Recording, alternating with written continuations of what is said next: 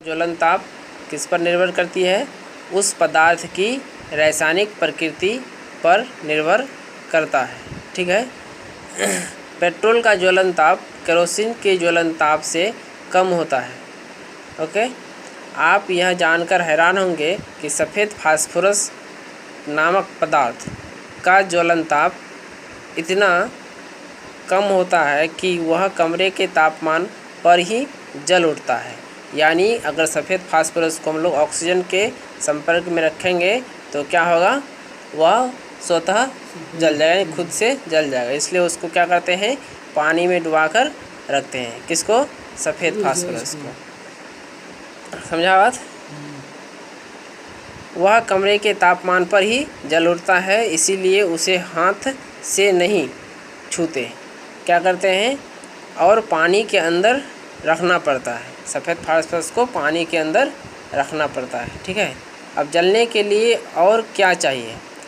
अगर हम लोग को किसी वस्तु को या किसी पदार्थ को जलाना होगा तो उसके लिए किस चीज़ की आवश्यकता है? ठीक है, यह जानेंगे।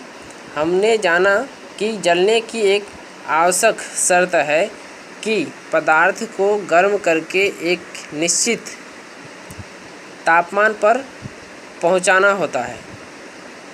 क्या जलने के लिए कुछ और भी चाहिए? आइए पता करते हैं। ठीक है। जैसे देखो क्रियाकलाप 2 है। आप मेज पर जलती हुई मोमबत्ती के ऊपर कोई बड़ा सा जार मतलब एक कांच का ग्लास वगैरह या बोतल रखिए तथा अवलोकन कीजिए। आप पाएंगे कि मोमबत्ती कुछ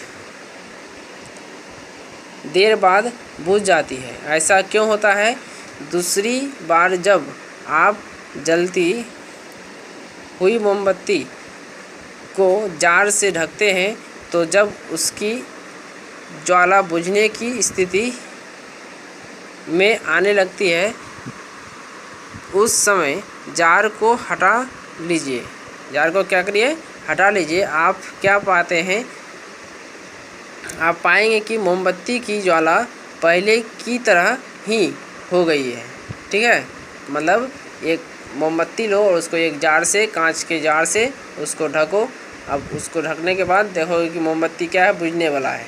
और उसी समय फिर उस जार को हटा लोगे तो देखोगे कि मोमबत्ती फिर पहले की तरह ही जल रहा है। क्यों? तो इससे पता चलता है कि हम लोग को किसी भी चीज़ को जलने के लिए ऑक्सीजन की आवश्यकता होती है।